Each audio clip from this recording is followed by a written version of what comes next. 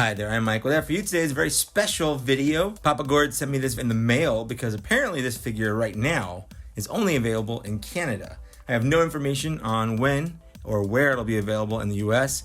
Probably GameStop, probably sometime this year, but I have no idea. This is an EB Games exclusive up in Canada. It sort of just came out. It is another in their Gaming Greats series. You can see on the bottom right here that it is from The Force Unleashed. Very popular series of video games that came out back around, I think it was 2008, I want to say. I definitely played the first one. I might have played the second one. I own it. I can't remember, honestly, if I played it or not. But the first one was a lot of fun. The basis of the game is you're Darth Vader's apprentice, his secret apprentice. You're doing his bidding, and then you can make a choice to be a good guy or bad guy. You know, kind of standard Star Wars video game options, except for Jedi Fallen Order. That you can't be a bad guy in that, as far as I know, at least not yet. Anyways, let's talk more about this. So kind of the same style of box, where it's very stylized. The color on it is fantastic. This is the back of the box here.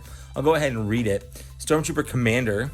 Star Wars The Force Unleashed follows Darth Vader's secret apprentice, trained to hunt down and destroy Jedi, while Stormtrooper commanders lead Imperial troops into battle. So this is really more of a kind of a blurb about the game rather than this character. It does make me want to get Starkiller, which is the name of the apprentice in The Force Unleashed. So it'd be cool if we got a figure to kind of match this, but I'm not going to hold my breath. So far, this line's been all repaints. I would like to see some other video game characters. Kyle Katarn would be really cool, but we'll see, you know. Let's go ahead and get this open. I'm just going to kind of slice the top of the box here. Oh, I cut the box, everyone. Freak out, look at that. It's kind of funny to me, there are people out there that'll freak out because I'm opening this, because this figure is worth so much money. You know, I don't collect these for money. To me, they're only worth retail value. I buy them because I enjoy the toy. I open it up, I play with it. I don't collect them because it might be worth some money. I think that's silly. It's a toy. It's a toy that just came out. The figure has no intrinsic value other than what people give it. The standard retail price. That's its definitive value here. I'm not saying you're a bad person if you do like to collect for value. I'm just saying I don't do it. So this is basically just the standard Stormtrooper body. The problem here on all Stormtroopers is that they're always a little bow-legged. Someone said, oh, that means they're bootlegged. And no, that's not the case. Bow-legged Stormtroopers is just a thing. In fact, that's kind of a good band name. Bow-legged Stormtroopers. Let's take a look at them real quick here. There's a lot of great blue paint all over him. I love the lines. I love all the chips. This guy has seen some stuff. But I mean, you know, this isn't anything different. It literally is just a Stormtrooper. There's another Stormtrooper to sit on my Empire shelf. He comes with the standard Imperial blaster. He can hold it in his hands, or it can go in the pouch back here. Sometimes I'll switch it up. I'll put that in there, and then he comes with the other, the rifle here, and I'll put that in their hands. I like the finger here. If you look at this finger, it doesn't actually go in the trigger, it's just kind of on it. It's pretty good trigger discipline for a Stormtrooper. So I just kind of wanted to compare him to some other blue troopers here. I have the Clone Trooper, the Phase 2 Clone Trooper from that 4-pack, the 501st. I like the blue troopers. Blue troopers are always my favorite. Kind of disappointed. I don't think we ever got a Phase 1 Clone Trooper that was blue.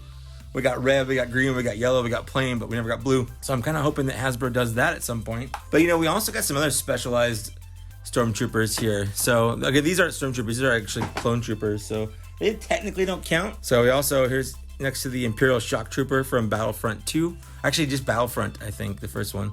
And this is the Crimson Stormtrooper from, it was a 4-pack, back as an Entertainment Earth 4-pack, I think. He comes out really red on camera here. So these are just kind of some of the specialized Stormtroopers they have that aren't just kind of plain in white. I like having different color Stormtroopers on my Imperial shelf. It kind of just breaks up the monotony of just the plain. I like that this is definitely kind of the Coruscant Clone Trooper kind of look, and then this is definitely kind of a 501st kind of look. Let's just take a look at the articulation real quick. This is, like I said, it's just a standard Stormtrooper. So the head moves okay. It's got a lot of range of movement here, up and down, left and right. The arm does not move up super far because of the molding down here. They hadn't figured out that they should make these rubber yet, so it definitely hinders how far out the shoulder can go. He does have an upper bicep swivel. He has a double jointed elbow, which actually has a pretty good bend. This one has a wrist that hinges this way. This one goes this way to help kind of hold the gun in some of those poses. He has a clicky torso joint there, but you can kind of see they actually painted it a little higher so you can bend it back. That's actually cool. We can see where it stops there, but from straight on, it doesn't break it, which is pretty neat. Kind of goes down the back as well, just so you can kind of see that. His legs, the armor has always been a little bit hindering on the legs there. It's really tight, surprisingly tight for being a reused mold for, I mean, the first Stormtrooper came out 2014 sometime, so it's been 6 years that they've been using this mold. It was part of phase 1. I think it was the same phase that Bespin Luke and episode 3 Obi-Wan came out. I want to say it was like the third wave of figures. But yeah, anyway, he's got a double jointed leg there. He has an upper thigh swivel, of course. Then he has the hinge on his ankles, and then also the rocker. So you can get him in some decent poses. It is hindered a little bit. Of course, it has 6-year-old articulation, so of course it is. If they ever redo the Stormtrooper kind of articulation, of course it'll have like butterfly joints and the newly articulated necks and things like that, and it will look a lot better. Let's see if I can get him into a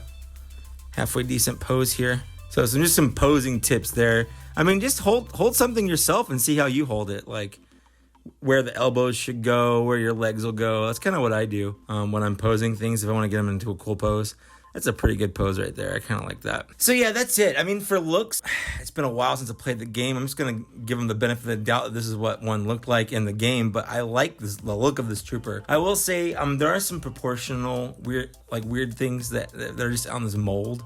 And I'm sure I'll get some comments on, how inaccurate the mold is in general and those bow-legged things that I talked about. I want to give it a super cool grade, but it literally is just a Stormtrooper. So I'm going to give it a 0.75 for looks. It looks great, but the proportions are off a bit on it. The accessories, I mean, he comes with the standard Stormtrooper accessories. He's got 2 guns.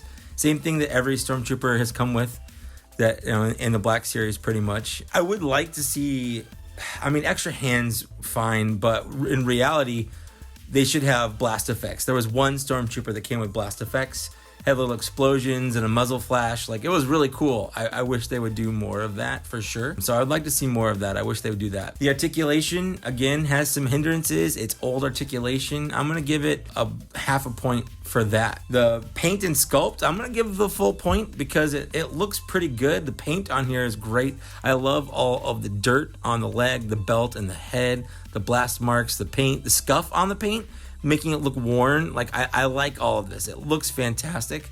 So I'm going to give that the full point for sure.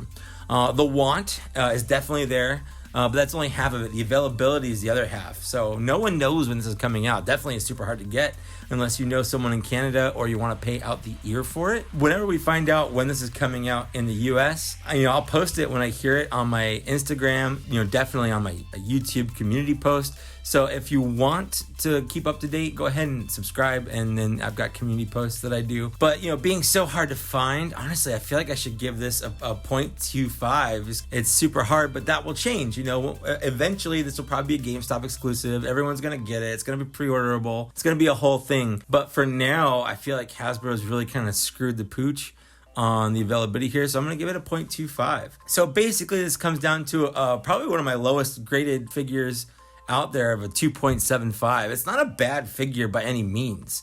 It's just on my grading scale, it doesn't measure up super well. It's using an old mold. It's just a repaint of a figure we've gotten before. So it's nothing to write home about. The hype around this figure is just the mystery of, how to get it. I lucked out because I have Papa Gord sending me these. So again, thank you very much, Papa Gord. I wouldn't have this without you, obviously. Love you much. If you guys want to head on to his channel, there'll be a link down in the downstairs area. Papa Gord is a fantastic guy. He does some great content. He's a fantastic Black Series collector. He does reviews as well. So if you want to help him out, pop on his channel, give him some love. He definitely deserves it. But that's pretty much it. Thanks for watching. Well, let me know if you have this guy as well.